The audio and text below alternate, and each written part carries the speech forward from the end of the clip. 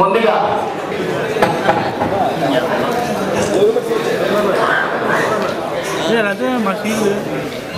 NTR cabinet లో 2 సార్లు మంత్రి పదవులు అధిరోహించగా చంద్రబాబు క్యాబినెట్ లో వరుసగా ఇది 4వసారి.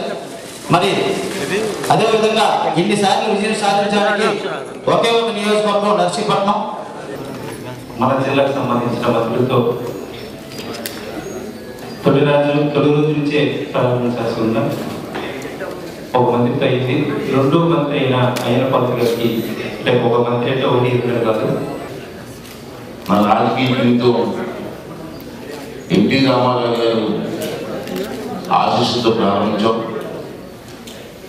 1982 సంవత్సరంలో వాళ్ళ పిలుపు మేరకు నేను రాజకీయాల్లోకి రావడం, అప్పటి నుంచి ఇప్పటి వరకు సుమారు 34 సంవత్సరాలుగా తెలుగుదేశం పార్టీలోనే ఉంటూ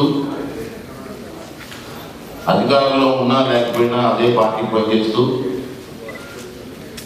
తెలుగుదేశం పార్టీ ద్వారా ఈ రాష్ట్రానికి కానీ మన ప్రాంతానికి కానీ చేతనంత వరకు అభివృద్ధి కార్యక్రమాలు చేస్తూ ఇప్పటి వరకు మీ అందరి సహకారంతో రాజకీయాల్లో రావడం జరిగింది. ఈ విషయంలో రాష్ట్రం అనేటువంటి విషయాల్లో మాకు అన్యాయం జరిగింది. అయినప్పటికీ కూడా చంద్రబాబు గారిని నమ్మకంతో మా అందరికీ నమ్మకం ఉంది, ప్రజలకి నమ్మకం ఉంది. కష్టకాలంలో కూడా ఛాలెంజింగ్గా తీసుకొని అతని కార్యక్రమాలు చేసి చంద్రబాబు మొదటి అలవాటు.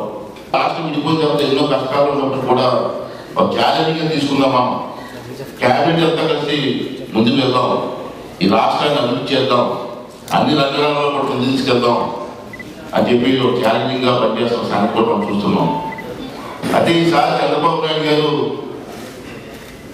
నాకు పంచాయతీరాజ్ శాఖ మంత్రి ఇచ్చి గౌరవించినందుకు నాకైతే చాలా ఆనందంగా ఉంది.